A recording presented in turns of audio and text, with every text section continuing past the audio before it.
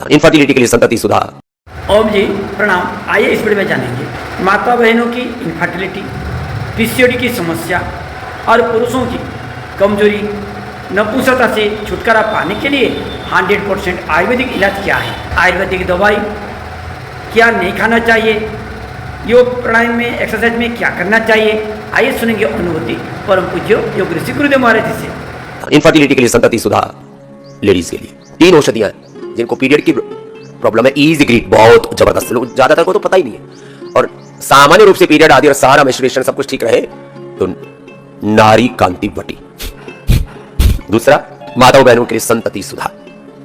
पुरुषों के लिए यौवनामृत, सुबह शाम 2-2 गोली खा लो गाय के दूध के साथ। और बचपन की जवानी की गलतियां कर रखी हैं, अपने शरीर के साथ बहुत क्रूरता की है, तो फिर यौवन गोल्ड।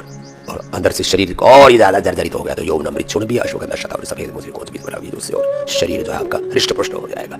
यदि मैं देखता हूं ना तो करीब 99% लोग कमजोर हैं, उनका दाम्पत्य जीवन ठीक नहीं है। अरे अश्वगंधा शतावर, सफेद मुझे कोच भी बना भी जाती है। इम्यूनिटी 99% लोगों की, 99% लोगों का दाम्पत्य जीवन ठीक से नहीं चल रहा है। मां बहन बेटियों को संतति सुधार, पुरुषों को कम से कम यौवन चूर्ण या बहुत ज्यादा गलतियां कर रखी हैं यौवन गोल्ड। जिनकी इम्यूनिटी कमजोर है, इम्यूनोग्रिड पाउडर, इम्यूनोग्रिड वटी और इम्यूनोग्रिड गोल्ड खा लो। ये सोना चांदी सच में लाभ करते हैं यदि इनका औषधीय प्रयोग किया जाए। बाकी तो खाली आभूषणों के तौर पर बस वो एक ट्रेंड हो गया है। आदिवासी लोग मैंने देखा अलग कुछ पहनते हैं, अलग अलग प्रांतों में अलग अलग प्रकार के आभूषण पहनते हैं, दुनिया के अलग अलग देशों में।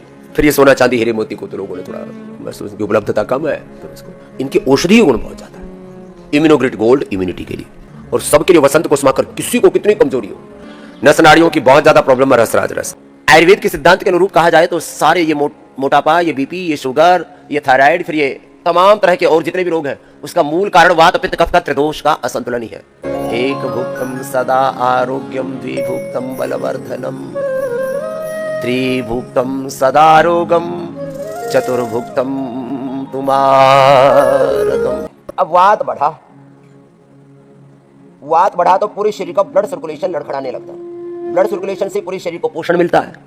ब्लड सर्कुलेशन ठीक नहीं होगा तो शरीर में ब्लड के माध्यम से ही सारे पोषक तत्व, सारे न्यूट्रिशंस, माइक्रोन्यूट्रिशंस ब्लड के माध्यम से ही जाते हैं। ऑक्सीजन से लेकर के सारे पोषक तत्व खून के माध्यम से जाएंगे। मैंने रेस्पिरेटरी से इसलिए प्रारंभ किया कि रेस्पिरेटरी गड़बड़ हो गया तो उसके साथ सर्कुलेटरी और उसके साथ पूरा ताना बाना गड़बड़ हो गया। उसके बाद वात, उसके बाद पित्त कहूंगा, पहले कफ फिर वात फिर पित्त कह रहा हूं। तो पूरे शरीर में रक्त का संचरण ठीक होता रहे इसके लिए प्राणायाम तो करना ही है।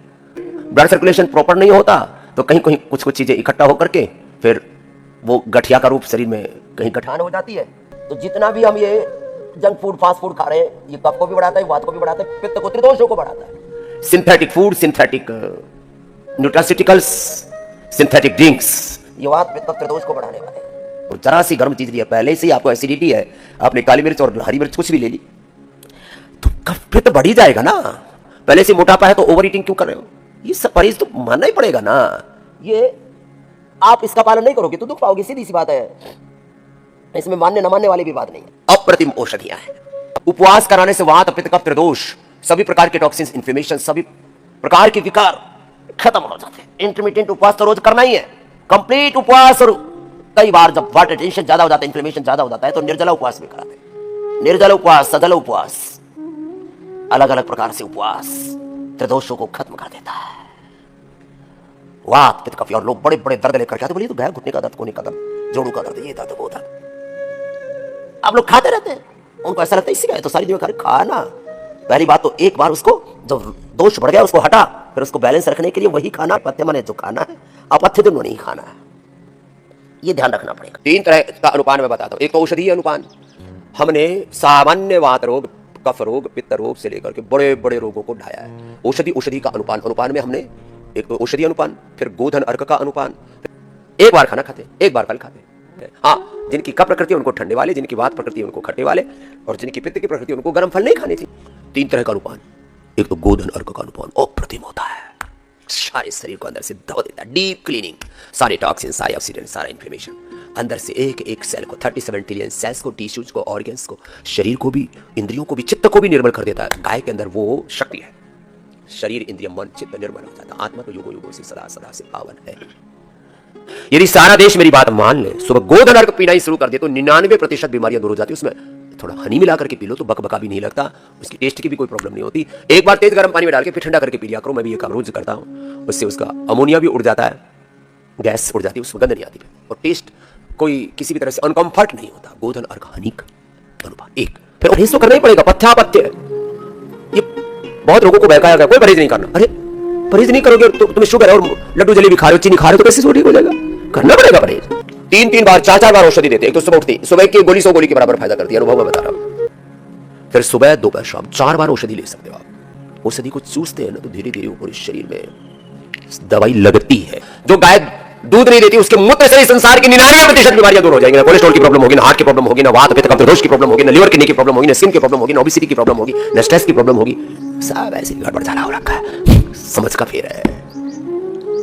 योग से कंप्लीट ट्रांसफॉर्मेशन। तुम कह रहा था कोई भी रोग कितना ही बड़ा हो करना तो पड़ेगा। कपालभाति अनुलोम विलोम करो, ऐसे चुपचाप नहीं बैठो, करो बेटा। भगवान के ध्यान के साथ जब ऐसे योग करते तो एक क्षण में मैंने क्या कहा था, एक सेल से 1 लाख से लेकर के 1 करोड़ तक दिव्य ऊर्जा स्पंदन पैदा होते। यह है योग की महिमा।